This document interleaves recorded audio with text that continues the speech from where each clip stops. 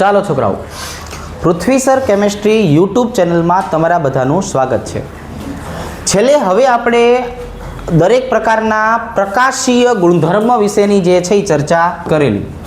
તો હવે આપણે બનાવટ જે છે એ બનાવટ પૂરી કરી છે. હવે એના ભૌતિક ગુણધર્મની ચર્ચા કરશું.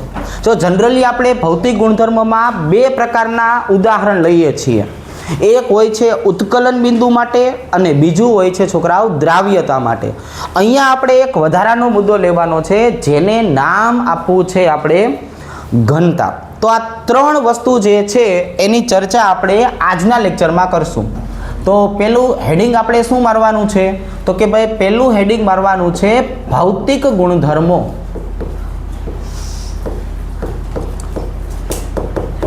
અને આ ભૌતિક ગુણધર્મો શબ્દની જો ચર્ચા કરીએ છોકરાઓ, તો આના માટે થઈને હવે શું કરશું? તો કે ભાઈ આના માટે થઈને પહેલા ઉત્કલન બિંદુનો ક્રમ આપણે સમજીએ. ચાલો, તો પહેલા નંબરે આપણી પાસે આવે છે ઉત્કલન બિંદુ.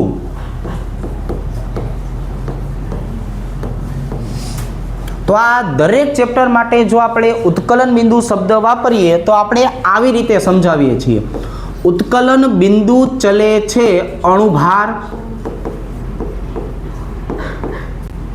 ચલે છે હાઇડ્રોજન બંધ, ચલે છે ધ્રુવીયતા અને ચલે છે એકના છેદમાં શાખા. તો હવે આમ વિચારવા જઈએ તો આ ભૌતિક ગુણધર્મનો જે ટોપિક છે એ MCQ રિલેટેડ છે. આમાંથી MCQના જુદા જુદા પ્રકારના ક્રમ પૂછી શકાય. જેવી રીતે આપણે CX બંધનો સ્વભાવ સમજાવ્યો હતો એવી રીતે અહીંયા અલગ અલગ રીતના આપણને જે છે એ શું પૂછી શકાય? તો કે અહીંયા જુદા જુદા પ્રકારના ક્રમ પૂછી શકાય. ચાલો જોઈએ. તો હવે આ ક્રમની વાત આપણે કરીએ તો પહેલા છોકરાઓ આપણે વાત શેની કરવી છે? તો કે ભાઈ પહેલા આપણે વાત કરવી છે જુદા જુદા ક્રિયાશીલ સમૂહ જે હાઇડ્રોજન બંધ અને ધ્રુવીયતાને આધારે ઉત્કલન બિંદુનો જે ક્રમ દર્શાવે છે તે. તો અહીંયા શું લખી નાખશું છોકરાઓ? તો કે પહેલા આવશે જુદા જુદા ક્રિયાશીલ સમૂહ જે છે એ ક્રિયાશીલ સમૂહની ચર્ચા કરીએ. એના માટે આપણે શેનો ઉપયોગ કરવો છે? તો કે ભાઈ એના માટે આપણે ઉપયોગ કરવો છે હાઇડ્રોજન બંધ અને ધ્રુવીયતા. આવી રીતે જો. તો હવે હું જો જુદા જુદા ક્રિયાશીલ સમૂહ આવો શબ્દ વાપરું ને તો એમાં ઉત્કલન બિંદુ સૌથી વધારે શેનું હશે? તો કે ભાઈ એના માટેની જો આપણે વાત કરીએ તો સૌથી વધારે હોય ROH, આલ્કોહોલ સૌથી વધારે ઉત્કલન બિંદુ દર્શાવશે. ત્યાર પછી આવશે છોકરાઓ RNH2, એમાઇન સંયોજનો. ત્યાર પછી આવશે RH. આની જો આપણે વાત કરીએ છોકરાઓ તો આના માટે આપણે દર્શાવશું આલ્કાઇલ હેલાઇડ સંયોજનો. અને સૌથી છેલ્લે આવી જશે RH. RH નો મતલબ શું થવાનો છે? તો કે ભાઈ આલ્કેન. રેડી? હાલો બધાના હવે નામ લખી નાખીએ નીચે એટલે આ બધાને થોડુંક ઠીક રહે. આ ભાઈબંધ કોણ છે? તો કે જો આ આપણો ભાઈબંધ છે આલ્કોહોલ. આની જો આપણે વાત કરીએ છોકરાઓ તો આને બોલવાનું છે એમાઇન સંયોજન. આની જો આપણે વાત કરીએ તો આને બોલવાનું છે હેલાઇડ સંયોજન. અને આમની જો વાત કરીએ તો આમને બોલવાનું છે આલ્કેન સંયોજન. હવે અહીંયા આપણે ધ્રુવીયતા અને હાઇડ્રોજન બનતો લઈ લીધો, પણ એક નાનકડી વાત જે છે એ હળવેક રહીને કાઉન્સમાં બોલવાનું ભૂલી ગયા. શું? તો કે આ બધા ત્યારે આવો ક્રમ દર્શાવે જ્યારે આ સમાન અણુભાર ધરાવતા હોય. આ બધા જ ગુણધર્મો જે છે એ સમાન અણુભાર ધરાવતા ઘટક માટે લાગુ પડે છે. તો જો આ એક પ્રકારની આપણે ચર્ચા કરી કે જો જુદા જુદા ક્રિયાશીલ સમૂહ હોય તો આવી રીતે એ આલ્કાઇલ હેલાઇડની સાપેક્ષમાં. રેડી? હવે આપણે શેની વાત કરશું? તો કે ભાઈ હવે આપણે જે છે એ વાત કરવી છે છોકરાઓ હેલાઇડ ઘટક માટે. જો હવે આપણે હેલાઇડ ઘટકમાં આવી જઈએ ને તો એમાં આપણને આવી રીતે ક્રમ મળશે કે ભાઈ હેલાઇડ ઘટકમાં પણ આપણે અણુભારને ધ્યાનમાં રાખશું. કોને ધ્યાનમાં રાખશું? અણુભારને. તો સૌથી વધારે આલ્કાઇલ હેલાઇડની ચર્ચા કરીએ તો પહેલાં આયોડિનની વાત કરીએ, ત્યાર પછી બ્રોમિનની વાત કરીએ, ત્યાર પછી ક્લોરિન અને ત્યાર પછી કોણ આવશે? ફ્લોરિન. તો હવે જો હું હેલાઇડ ઘટક માટે ઉત્કલન બિંદુનો ક્રમ લખું તો એના માટે ઉત્કલન બિંદુનો ક્રમ આવો મળશે. જો અહીંયા મને શું મળશે છોકરાઓ? RI. ત્યાર પછી કોણ આવી જશે છોકરાઓ? તો કે ભાઈ ત્યાર પછી આવી જશે RBr, ત્યાર પછી આવશે છોકરાઓ RCl અને ત્યાર પછી આવશે છોકરાઓ RF. હવે તમે અહીંયા શું કરી શકો? તો કે અહીંયા છે ને હું આરની કિંમત લઈ શકું. આપણે આરની બદલે શું લેવું છે? તો કે ભાઈ મિથાઇલ લઈ લ્યો. ચાલો, તો CH3I સૌથી વધારે, CH3Br એના પછી, CH3Cl એના પછી અને સૌથી છેલ્લે કોણ આવશે? CH3F. હવે જો તમારે હેલોજન આ જ રાખવા છે, આલ્કાઇલ શૃંખલાને બદલી નાખવી છે, તો એનો માટેનો ક્રમ આવો બનશે કે હવે મારે ઇથાઇલ શૃંખલાની સાપેક્ષમાં સમજાવવું છે તો પણ ક્રમ એનો આ જ રહેશે, કારણ કે અહીંયા હેલોજન ઘટક જે છે એના કારણે અણુભારમાં ફેરફાર થઈ શકે છે. એટલે અહીંયા આવી જશે છોકરાઓ CH3CH2Br, ત્યાર પછી આવશે CH3CH2Cl અને ત્યાર પછી આવશે CH3CH2 ફ્લોરિન. જો આવી રીતે.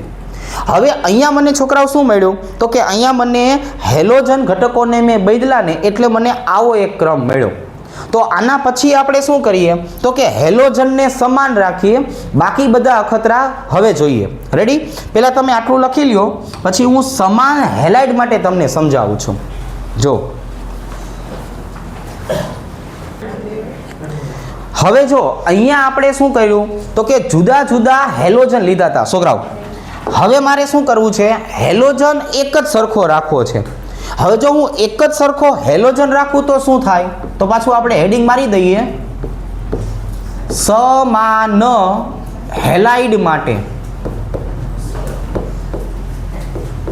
તો છોકરાઓ સાંભળો, સમાન હેલાઇડમાં આપણને આવું જોવા મળશે. ચાલો, પહેલો ક્રમ કે હવે આપણે શું કરીએ છીએ? અણુભારમાં વધારો કરીએ છીએ.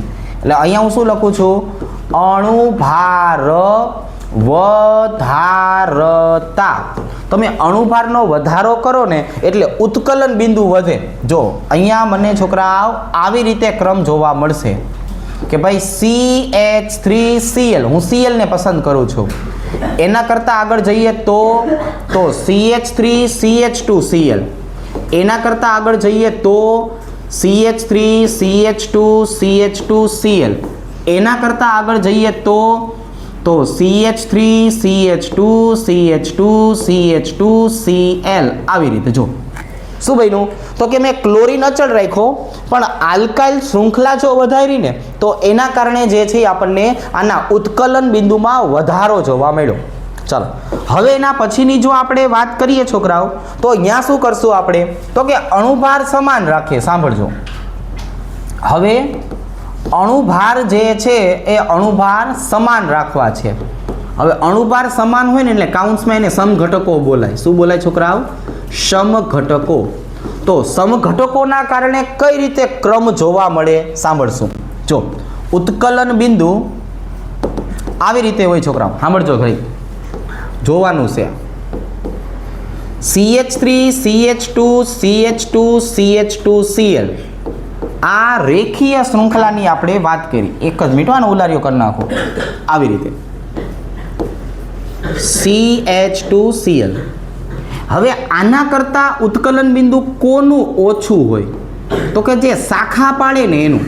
જો આવી રીતે આને એક શાખા પાડી છોકરાઓ, શાખા પાડી એટલે ઉત્કલન બિંદુ ઘટ્યું. આના કરતાં ઉત્કલન બિંદુ કોનું ઓછું હોય? તો જો આવી રીતે અહીંયા આવશે CH3, અહીંયા આવશે CH3, અહીંયા આવશે Cl. આવી રીતે. હવે આમના છે ને મારે નામ લખવા છે છોકરાઓ. શું થશે નામ જરાક જોવો જોઈએ. તો આ ભાઈબંધને બોલાય નોર્મલ બ્યુટાઇલ ક્લોરાઇડ. આવી રીતે જો સાંભળો, હળવે હળવે આપણે જોતા જઈએ અને શીખતા જઈએ. આ લાલાને શું કહેવાય? આઈસો કહેવાય, આઈસોબ્યુટાઇલ ક્લોરાઇડ, આવી રીતે. અને આ જે છેલ્લે આપેલું છે ને એને ટર્શરી બોલાય, તૃતીયક, એટલે ટી લખું છું. ટી એટલે શું કહેવાય? ટર્શરી. તો તૃતીયક બ્યુટાઇલ ક્લોરાઇડ. તો અહીંયા છોકરાઓ આપણે 11મું ધોરણ પાછું યાદ કરવું પડે. કોને યાદ કરવું પડે? 11મા ધોરણને. શું કામ? તો કે અહીંયા આવું બન્યું છોકરાઓ, સાંભળજો. શાખા વધે છે એટલે આ એકબીજા ઘટકો વચ્ચેની જો વાત કરીએ તો આમના માટે આંતર આણ્વીય અંતર વધે. પછી જો આપણે વાત કરીએ તો આવી રીતે છોકરાઓ, આંતર આણ્વીય આકર્ષણ, આ પાછું ઘટે. આ શું થાય છોકરાઓ? તો કે જો આંતર આણ્વીય આકર્ષણ ઘટે અને એના કારણે ઓલો જે વાન્ડરવાલ્સ હતો એ વાન્ડરવાલ્સનું આકર્ષણ ઘટે. વાન્ડરવાલ્સ આકર્ષણ ઘટે. આટલો બધો ઘટાડો થાય એટલે છેલ્લે ઉત્કલન બિંદુ ઘટી જાય. ખ્યાલ આવી ગયો? તો શાખા વધશે તો એના કારણે શું થશે? તો કે એના કારણે ઉત્કલન બિંદુમાં પણ ઘટાડો જોવા મળશે. રેડી? તો આ કોના માટેની વાત હતી? એક જ સમાન હેલાઇડ લ્યો તો આવા બે ક્રમ મળે. જો આપણે એક જ પ્રકારનો ઘટક લઈએ ને તો આપણને આવા પ્રકારના જે છે એ બે ક્રમ જોવા મળશે. હવે આપણે શું કરીએ છોકરાઓ? તો કે હવે આપણે એરોમેટિકમાં વહી જઈએ. એટલે અહીંયા આપણે લખશું એરાઇલ હેલાઇડ માટે. છોકરાઓ અહીંયા કોની માટેની ચર્ચા કરવી છે આપણે? હેલાઇલ હેલાઇડ સંયોજનો. હવે જો આમના માટેની વાત કરીએ. આમાં દ્વિવિસ્થાપિત ઘટક લઈએ. કેવો લઈએ? દ્વિવિસ્થાપિત ઘટક. હવે દ્વિવિસ્થાપિત ઘટકનો મતલબ શું થાય બોલો જોઈ? તો જો આવી રીતે આમ કે એક ક્લોરીન અહીંયા આવેલું છે, બીજું ક્લોરીન અહીંયા આવેલું છે. બીજું બંધારણ લેવું હોય તો બીજું બંધારણ આવી રીતે જો, એક ક્લોરીન અહીંયા, એક ક્લોરીન અહીંયા. ત્રીજું બંધારણ છોકરાઓ લેવું હોય તો કે વાંધો નહીં, લઈ લેવાય. બરાબર? એ આવી રીતે નામ આવડશે તમારે હા પાડવાની, લખવાના મારે હોય. આને બોલાય ઓર્થો ડાયક્લોરો બેન્ઝીન. શું બોલાય આને? બેન્ઝીન. ચલો આ કોણ? Meta dichloro benzene. આવી રીતે. અને આની વાત કરીએ તો છોકરાઓ પેરા ડાયક્લોરો બેન્ઝીન. એ આવી રીતે જો આમ. તો હવે અહીંયા છે ને એરાઇલ હેલાઇડમાં થોડીક આપણે રોન કાઢશું. અહીંયા આપણે બે વસ્તુની ચર્ચા કરશું છોકરાઓ. કેટલી વસ્તુની ચર્ચા કરશું? બે વસ્તુની. ઉત્કલન બિંદુની ચર્ચા કરશું અને સાથે સાથે ગલન બિંદુની પણ ચર્ચા કરશું. તો એના માટે આપણે એક નાનકડું સૂત્ર યાદ રાખવું પડશે અને એને બોલવાનું છે ગપ્પી લહેરી. શું યાદ રાખવાનું છે? ગપ્પી લહેરી. ઓલા જાડિયાભાઈ હતા ને 10 કિલો ભેગું લઈને ફરતા, એ બપ્પી લહેરી હતા. આ ગપ્પી લહેરી છે. તો આનો મતલબ આવો થાય, જ્યારે આપણે ગલન બિંદુની વાત કરતા હોય, ગલન બિંદુ એટલે ગલન બિંદુ ઉપરથી તમારે યાદ રાખવાનું છે આ ગ. હવે એનો ક્રમ શું થયો? તો જો એનો ક્રમ છોકરાઓ આવી રીતે થશે. પેરા, ઓર્થો અને મેટા. એટલે પેરા સમઘટક પહેલા આવે, પછી ઓર્થો અને પછી કોણ આવે? મેટા. એટલે અહીંયા ગલન બિંદુ ઉપરથી ગ અને પેરા માટે પી. રેડી? આવી રીતે.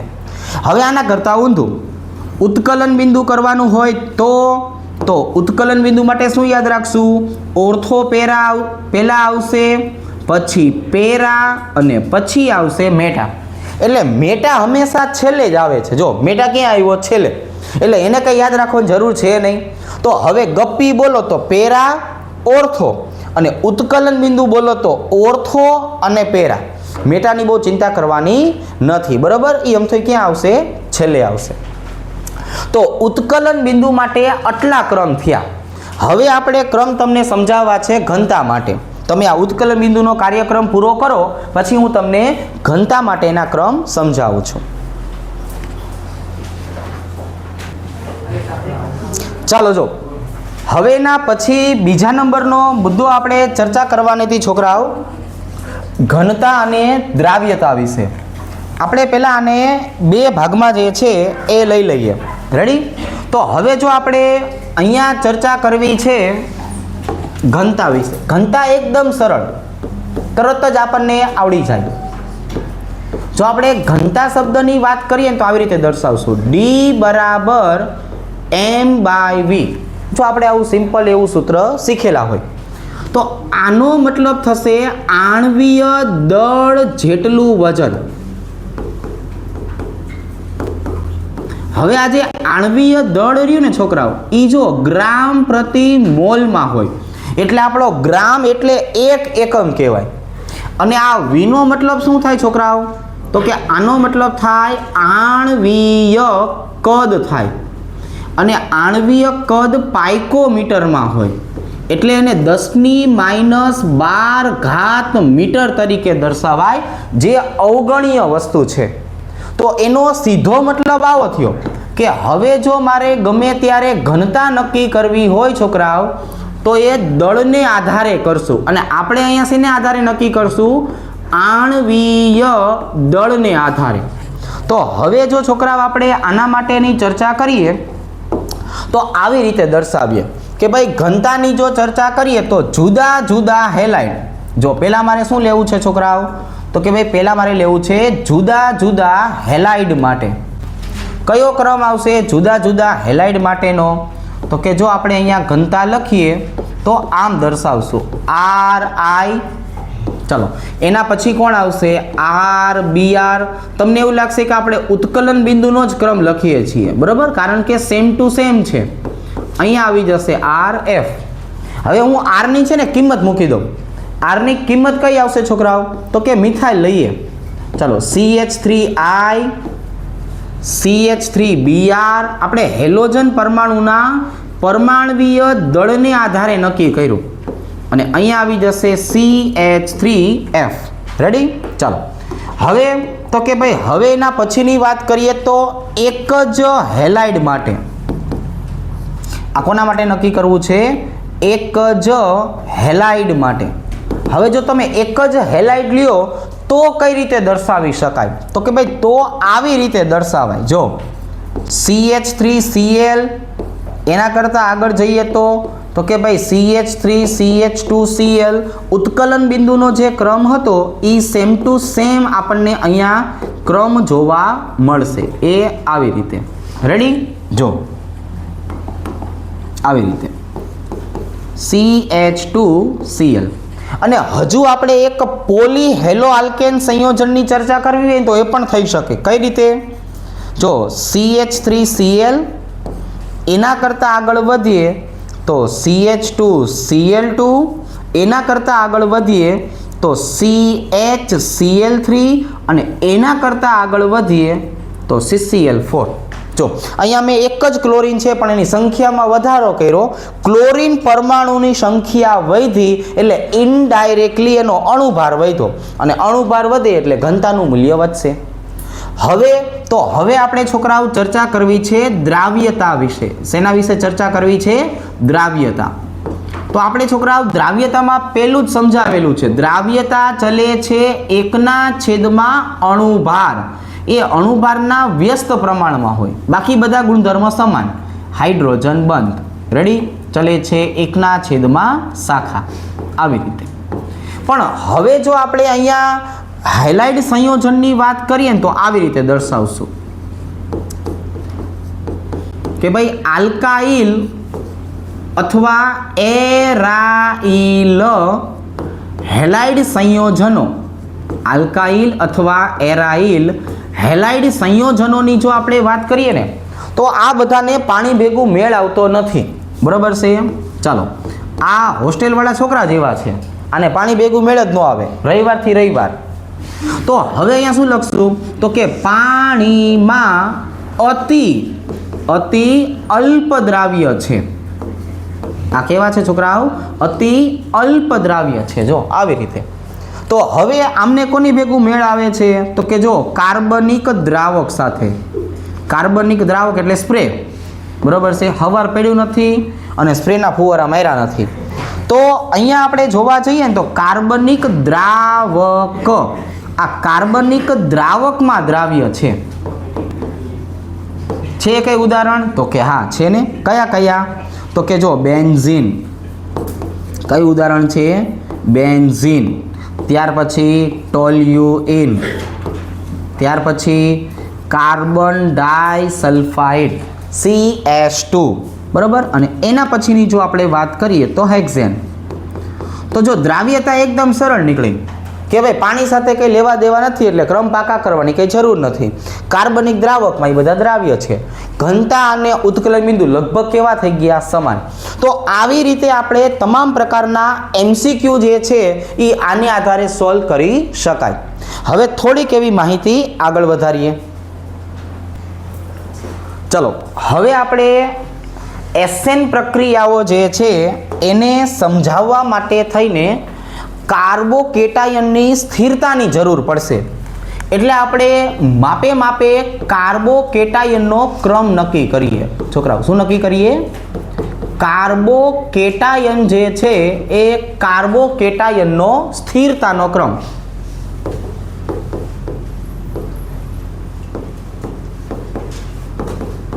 જેટલી આપણે જરૂર છે અત્યારે હાલ પૂરતી એટલું આપણે સમજીએ. કઈ રીતે? જો આપણે કાર્બોકેટાયનની છોકરાઓ વાત કરીએ ને તો આવી રીતે દર્શાવાય કે ભાઈ આપણી પાસે જે કાર્બોકેટાયન છે એ સૌથી વધારે સંસ્પંદન અસરને આધારે જોવા મળે, ત્યાર પછી હાઇપર કોન્જ્યુગેશનને આધારે જોવા મળે, અને ત્યાર પછી જે છે એ પ્રેરક અસરને આધારે જોવા મળે. જો બધાના નામ લખીએ છોકરાઓ. આર નો મતલબ શું થશે? તો કે આર ને સંસ્પંદન તરીકે દર્શાવાય. આ સંસ્પંદન થઈ. ત્યાર પછી એચ નો મતલબ થઈ જશે હાઇપર કોન્જ્યુગેશન. જો હાઇપર કોન્જ્યુગેશન. અને તેના પછી આપણે શેની વાત કરી? તો કે ભાઈ તેના પછી પ્રેરક અસર જે છે એ પ્રેરક અસરની વાત કરશું. આવી રીતે. તો હવે કાર્બોકેટાયન હજુ પણ એક ક્રમ ઉપર આધારિત છે. આ બધી વસ્તુને આપણે અંતે જોવા જઈએ ને તો આવી રીતે દર્શાવાય. સાંભળો, કાર્બોકેટાયન ચલે છે બેન્ઝાઇલિક. છોકરાઓ પહેલા શું આવશે? તો કે પહેલા બેન્ઝાઇલિક આવશે. એના પછીની વાત કરીએ ને તો એલાઇલિક. જો એના પછી કોણ આવશે? તો કે એલાઇલિક. અને એના પછી કોણ આવશે? તો કે એના પછી આલ્કાઇલ આવશે. તો આવા પ્રકારના કાર્બોકેટાયન જે છે એ સ્થિરતા માટે આપણે સમજવાના છે. તો પહેલા આપણે કોની વાત કરવી છે? તો કે ભાઈ ચાલો પહેલા આપણે વાત કરવી છે બેન્ઝાઇલિકની. બેન્ઝાઇલિક કાર્બોકેટાયન બને કઈ રીતે અને સ્થાયી શું કામ રહે? જો હું બેન્ઝાઇલ ક્લોરાઇડની વાત કરું તો ક્લોરીન પોતાના સ્વભાવ પ્રમાણે વધારે વિદ્યુત ઋણતાના કારણે હળવેક રહીને જે છે એ ઇલેક્ટ્રોન લઈને ભાગી જશે. એટલે અહીંયા આજે આપણો કાર્બન રહ્યો એ કાર્બન ઉપર શું જોવા મળશે? તો કે જો કાર્બન ઉપર પોઝિટિવ ચાર્જ જોવા મળશે. આને બોલાય બેન્ઝાઇલિક કાર્બોકેટાયન. હવે અહીંયા આપણને જે બંધ દેખાય છે ને એ શું કરશે? તરત જ સંસ્પંદનમાં રોકાઈ જશે. જો અહીંયા આપણને સંસ્પંદનના 3 સ્વરૂપ જોવા મળશે. અહીંયા શું જોવા મળશે? તો કે ભાઈ સંસ્પંદનના 3 સ્વરૂપ જોવા મળશે. એના કારણે આ બેન્ઝાઇલિક કાર્બોકેટાયન વધારે જે છે એ વધારે સ્થાયી હોય. કેવા હોય? આ બેન્ઝાઇલિક કાર્બોકેટાયન કેવા હોય? વધારે સ્થાયી. હવે જો હું એના પછીની વાત કરું ને તો એના પછી કોણ આવશે? તો એના પછી આપણને એલાઇલિક સ્વરૂપ જોવા મળશે. કયું સ્વરૂપ જોવા મળશે? એલાઇલિક. તો હવે આ એલાઇલિકની વાત કરીએ તો આની અંદર શું થયું? તો કે જો આની અંદર ક્લોરીન જે છે એ બંધના ઇલેક્ટ્રોન લઈને છૂટવો પડશે. તો એના માટે થઈને જો અહીંયા આવું બન્યું છોકરાઓ, CH2 ડબલ બંધ CH CH2 પ્લસ. તો હવે અહીંયા જો અહીંયા કઈ રીતે જોવા મળ્યું? તો કે અહીંયા જોવા જશો ને તો આપણને એક સંસ્પંદન સ્વરૂપ જોવા મળશે. કેટલું? એક. એટલે અહીંયા આપણને સંસ્પંદન જોવા મળશે. અને ત્યાર પછી જો આપણે આલ્કાઇલ શૃંખલાની વાત કરીએ ને તો આલ્કાઇલ શૃંખલા આવી રીતે દર્શાવશું. તૃતીયક બ્યુટાઇલ ક્લોરાઇડ માટે જો અહીંથી શું થયું તો કે જો અહીંથી ક્લોરીન છૂટો પડ્યો. હવે આ જે ક્લોરીન છૂટો પડ્યો એટલે આપણને આલ્ફા હાઇડ્રોજન જોવા મળશે. અહીંયા શું જોવા મળશે છોકરાઓ? આલ્ફા હાઇડ્રોજન જે છે એ આલ્ફા હાઇડ્રોજન જોવા મળે. આ પોઝિટિવ ચાર્જ. તો આવી રીતે આપણે દરેક કાર્બોકેટાયનની વાત કરીએ તો અહીંયા હજુ શું જોવા મળવાનું હતું? તો કે અહીંયા જોવા મળવાનું હતું સંસ્પંદન સ્વરૂપ અને અહીંયા જોવા મળવાનું હતું આપણને આલ્ફા હાઇડ્રોજનની સંખ્યા. તો હવે આપણે આ ત્રણ વસ્તુ સમજ્યા. હવે આપણે આનો એક જનરલ ક્રમ બનાવશું કે જેના કારણે આપણને SN1 SN2 શબ્દ આવે તો એના માટેનો કુલ ક્રમ કયો દર્શાવી શકાય એ તમને સમજાવું. રેડી? જો ચાલો હવે આપણે આના માટે કુલ ક્રમ કયો હોઈ શકે એની ચર્ચા કરીએ.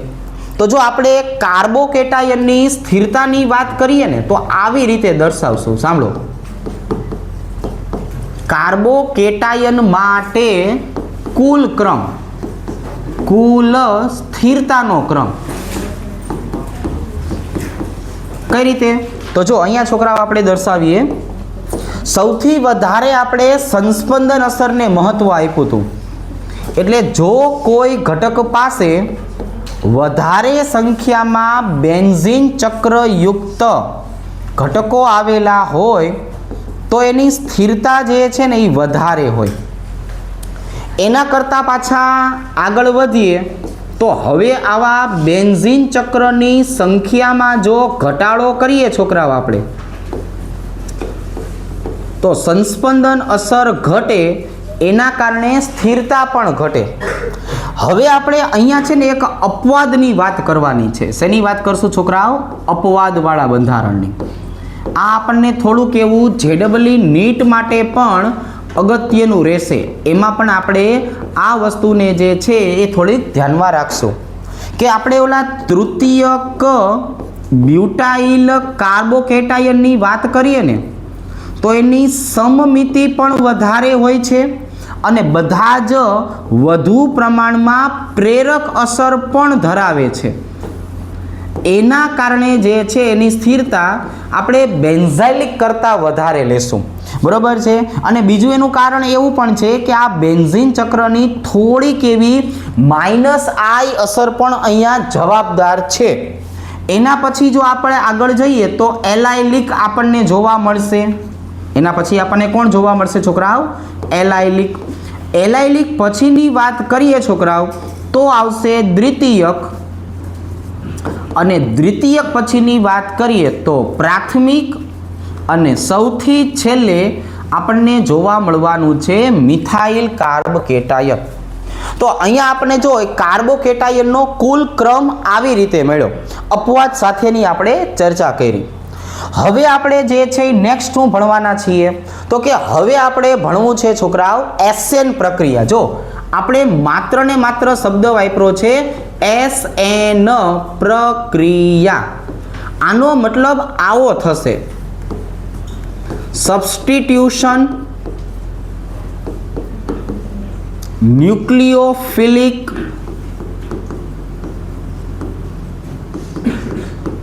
રિએક્શન.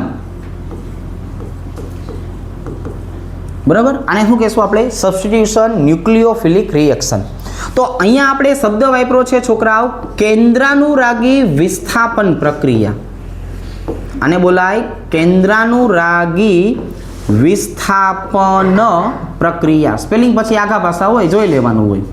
બરાબર? ચાલ્યા રાખે, જીવન છે આ તો. હવે જો આપણે કેન્દ્રાનુરાગીની વાત કરીએ તો કેન્દ્રાનુરાગી ઘટકોનો ક્રમ કયો હોય? તો કે જેની વિદ્યુત ઋણતા ઓછી હોય ને એ કેન્દ્રાનુરાગી તરીકે વધારે પ્રમાણમાં જોવા મળે. જો સૌથી વધારે કોણ હોય? NH2. એના પછી કોણ આવશે? ઈથર. એના પછી કોણ આવશે? હાઇડ્રોક્સી. રેડી? ચલો, અને સૌથી છેલ્લે કોણ આવશે છોકરાઓ? હેલાઇડ સંયોજનો. એટલે હેલાઇડની કેન્દ્રાનુરાગી તરીકે વર્તવાની વૃત્તિ સૌથી ઓછી હોય. શું કામ? એની વિદ્યુત ઋણતા જે છે કેવી હોય? વધારે. તો પ્રક્રિયા કઈ રીતે થાય? તો કે છોકરાઓ પ્રક્રિયા તો એકદમ સરળ હોય. માની લ્યો કે અહીંયા હેલાઇડ ઘટક આવેલો છે અને મારે એનું વિસ્થાપન ન્યુક્લિયોફાઇલ દ્વારા કરવું છે. એટલે મૂળ હેલાઇડ કરતાં પ્રબળ હોવો જોઈએ. કોણ હોવો જોઈએ? પ્રબળ. અહીંયા હું વિચારું કે હેલોજન કરતાં પ્રબળ કોણ? તો જો OH ચાલે, OR પણ ચાલે, NH2 પણ ચાલે. એટલે એ શું કરશે? તો કે અહીંયાથી જે છે એ હેલોજનને દૂર કરશે અને એની બદલે ન્યુક્લિયોફાઇલ પોતે જોડાઈ જશે. આ ન્યુક્લિયોફાઇલની પોતે જોડાવાની જે વસ્તુ રહી કે નહીં, એટલે એને વિસ્થાપન પ્રક્રિયા બોલાય. શું બોલાય? વિસ્થાપન. તો આપણે SN પ્રક્રિયાની જે ચર્ચા કરી ને છોકરાઓ, એમાં શું કરશું? તો કે એમાં આપણે માનાંક તરીકે ક્લોરીન લઈએ અને ન્યુક્લિયોફાઇલ કેન્દ્રાનુરાગી પ્રક્રિયક તરીકે OH લઈએ. જો તો હવે અહીંયા આવું બની શકે કે OH નો તમે ઉમેરો કરો એટલે અહીંયા ક્લોરીન જે છે એ હળવે કરીને છૂટો પડે અને ક્લોરીનની બદલે એટલે કે ક્લોરીનનું વિસ્થાપન કરીને જે છે એ OH જોવા મળે. એટલે આપણે જે શરૂઆતમાં જ્યારે શીખડાયું હતું ને, ક્લોરોબેન્ઝીનમાંથી મારે ફિનોલ બનાવવું હોય તો હું SN2 પ્રક્રિયા દ્વારા બનાવી શકું. જો સાંભળજો, શું કરવાનું છે આપણે? ક્લોરોબેન્ઝીનમાંથી મારે ફિનોલ બનાવવું છે તો એ શક્ય છે. અહીંયા આપણને ફિનોલ જે છે નિપજ તરીકે મળી શકે. પણ જ્યારે આપણે લ્યુકાસ કસોટી સમજાવી હતી ને, તો લ્યુકાસ કસોટી વખતે આપણે એવું કીધેલું કે ફિનોલ એ લ્યુકાસ કસોટી આપતો નથી. આપણે ફિનોલ જે છે એમાંથી જો આપણે અહીંયા મારે ક્લોરીનનો ઉમેરો કરવો હોય, એમાં આપણે ક્લોરીન ઉમેરતા હતા, યાદ કરો. તો આ પ્રક્રિયા મુશ્કેલ છે. કેવી છે? મુશ્કેલ. અને મુશ્કેલ હોવા પાછળનું કારણ તમને પોતાને ખબર છે. શું? તો કે ક્લોરીન જે છે એની કેન્દ્રાનુરાગી તરીકે વર્તવાની વૃત્તિ OH કરતાં કેવી છે? ઓછી. તો હવે હું અહીંયા કદાચ લ્યુકાસનો પ્રક્રિયક લઉં ને તો આ કસોટી જે છે થવાની નથી. બરાબર? લ્યુકાસ કસોટીની જો આપણે વાત કરીએ તો લ્યુકાસનો પ્રક્રિયક કોણ હતો? જરાક યાદ કરો જોઈએ. તો કે ભાઈ નિર્જળ ઝિંક ક્લોરાઇડ અને સાંદ્ર HCl હતો. પણ તેમ છતાં આપણને આ પ્રક્રિયા ન શું કામ જોવા મળી? તો કે આ એના પ્રબળતાના આધારે. રેડી? ચલો, તો હવે આપણે નેક્સ્ટ લેક્ચરની અંદર SN1 પ્રક્રિયાથી શરૂઆત કરશું. આજ માટે અહીંયા સુધી રાખીએ. ચલો, થેન્ક યુ.